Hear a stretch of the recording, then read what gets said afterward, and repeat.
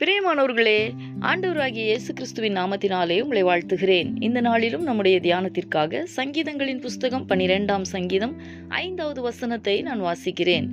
ஏழைகள் பாழாக்கப்பட்டது நிமித்தமும் எளியவர்கள் விடும் பெருமூச்சு நிமித்தமும் நான் இப்பொழுது எழுந்து அவன் மேல் சீறுகிறவர்களுக்கு அவனை காத்து சுகமாயிருக்க பண்ணுவேன் என்று கர்த்தர் சொல்லுகிறார்.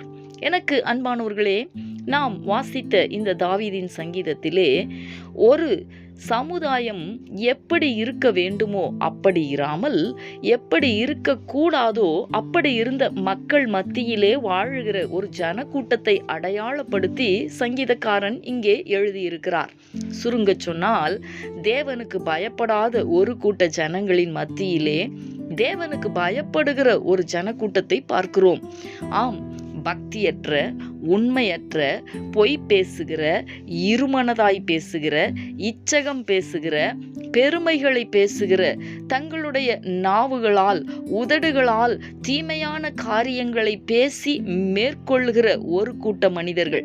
இவர்கள் ஏழையானவர்களை, சிறுமையானவர்களை, தேவனுக்கு பயந்து நடக்கிற நீதிமான்களை துன்பப்படுத்துகிறார்கள். அவர்கள் மேல் சீறுகிறார்கள். தேவனிடத்திலே பெருமூச்சோடு கூட விண்ணப்பிக்கிற இந்த ஜனங்களுடைய விண்ணப்பத்தை கேட்கிற ஆண்டவர் சொல்லுகிறார், இந்த நீதியுள்ள வாழ்க்கை வாழுகிற ஜனங்கள் படுகிற உபத்திரவத்து நிமித்தம் நான் எழுந்து அவர்கள் மேல் சீறுகிறவர்களுக்கு அவர்களை காத்து சுகமாயிருக்க பண்ணுவேன் என்று வாக்கு கொடுக்கிறார். அன்பரே, உங்களுக்கு விரோதமாய் எழும்புகிற எப்பேற்பட்ட எதிர்மறையான கொந்தளிப்புகளானாலும் அவைகளிலிருந்து உங்களை விலக்கி காக்கவும், உங்களை தப்புவிக்கவும், நீங்கள் சுகமாயிருக்கவும் உங்களை விடுவிக்கிற ஆண்டவர் உங்களோடு கூட இருக்கிறார். இந்த கர்த்தருடைய வார்த்தைகளை விசுவாசித்து நாம் ஜெபிக்கலாமா? எங்களை நேசிக்கிற எங்கள் அன்பின் பரலோக தகப்பனே, ஆசீர்வாதமான இந்த நாளுக்காக உமக்கு நாங்கள் நன்றி செலுத்துகிறோம்.